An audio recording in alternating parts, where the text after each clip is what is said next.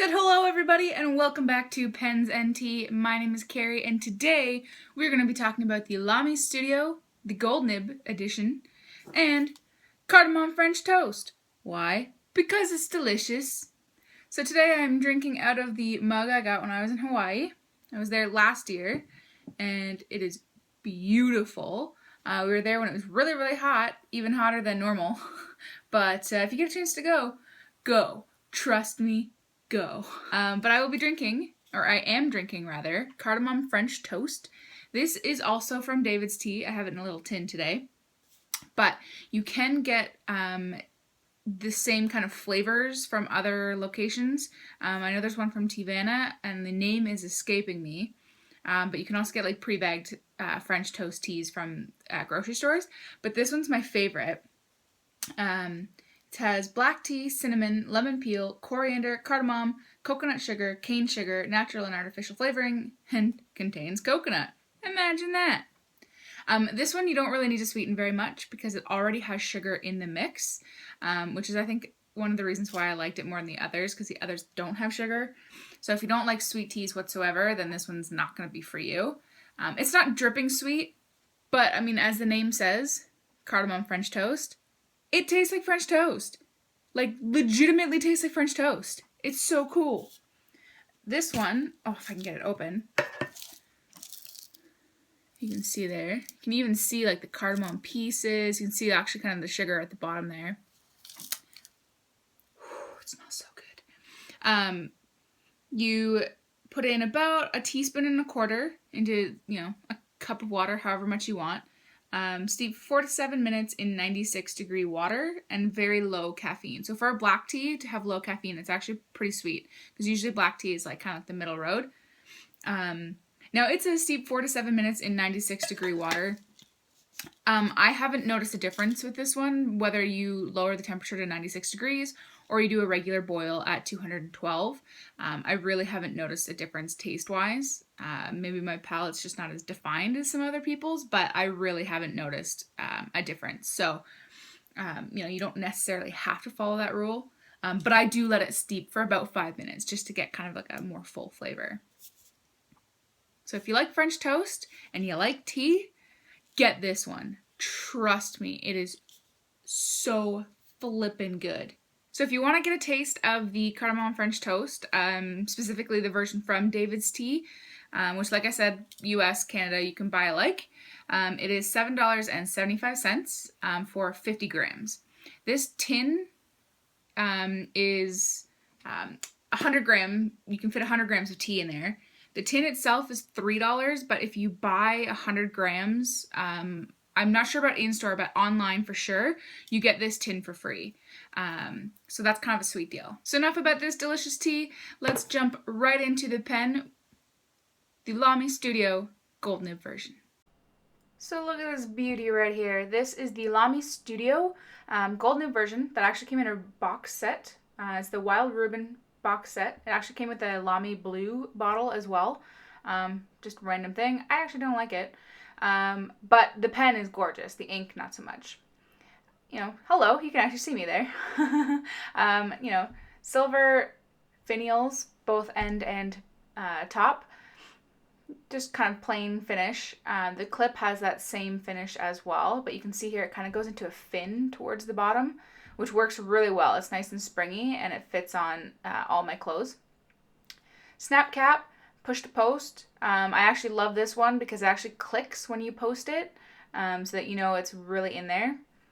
And metal grip. Unlike most of the Viscontis though, this metal grip can be a little bit slippery because there's no, it just goes right down to the nib. Like it just swoops all the way down. So there's no kind of positive stop for your fingers to stop slipping. So if you use it for a really long time, you may have issues. But I would say like 20-30 minutes you won't. You can just unscrew the barrel to get to the converter. It's the Z26 converter. It's not the Z24, which is the one with like the All-Stars and whatnot that have the red twist top. But it comes with the pen. And you just screw it back together.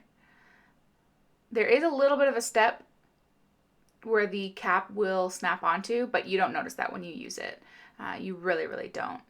I don't use it posted myself because it's really back heavy when I use it there, but if you want to post it, you definitely can. And the finish is gorgeous. It's basically lacquered so that it's really shiny, but you can see that kind of crystally, like stardust almost shimmer underneath it. It gives a really nice depth to the material. And the only logo it has on it is this Lamy, however you want to pronounce it. The nib is a very familiar style. It looks very similar to the steel ones. However, this is two-tone, so you do see that gold by the breather hole and the slit that goes up straight through it. I have saguaro wine from Noodler's ink actually all splattered around it, so that's the ink that you're seeing.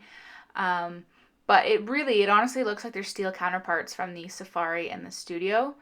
But it definitely is a 14 karat gold nib. You can take this nib off and replace it with the steel one. I'm not sure really why you would want to, but you definitely can.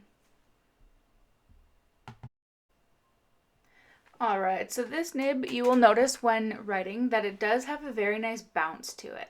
It's really responsive with the amount of pressure that you put down onto the paper. So I really like that because it kind of feels like, the shock absorbers on your car, as Brian Goulet would always say. It really does respond to what you're doing, and it does that regardless of what paper it's on. I've never had any issues as far as skipping goes or hard start goes. That has always been perfect. The feed always keeps up.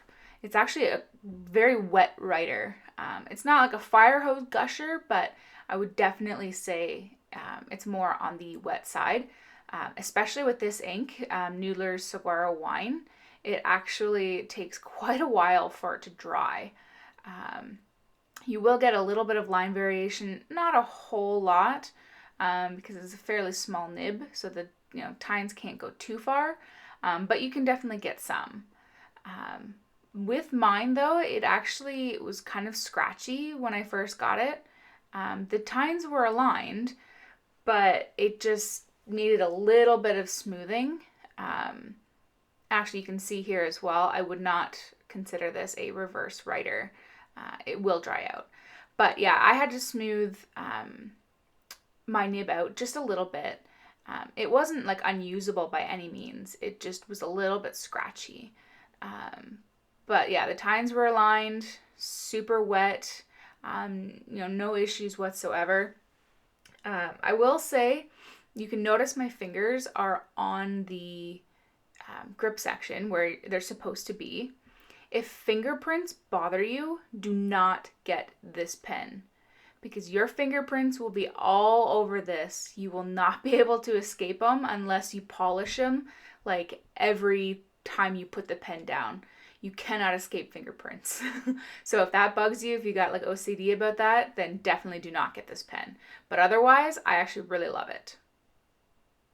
And a quick comparison for size-wise, I've got it up here against the Pelikan M600, the Lamy Safari, geez, tripping over my words, the Pilot Falcon resin version, and the TWSBI 580 all, specifically the orange version, obviously. It's middle of the road as far as like length goes. It's not crazy, but it's definitely not short. It's a lot heavier though. It is a metal pen with a lacquer finish, so it's definitely a lot heavier. It's heavier than even the TWSBI that's there. It's actually heavier than all those pens because, like I said, it is a metal body, which also means that there's no eyedropper converting possible. You have to use the proprietary Lamy cartridges and converters.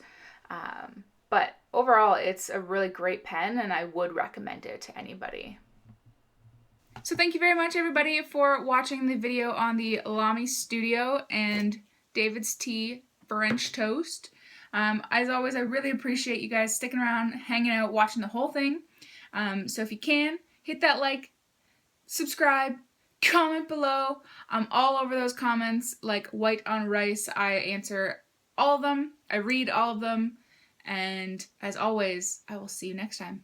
Cheers, guys.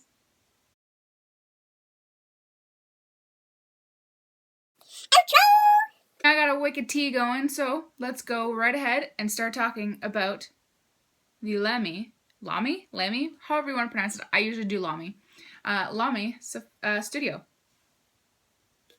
What is the pricing? Oh, crap, I cannot remember the pricing. Pause.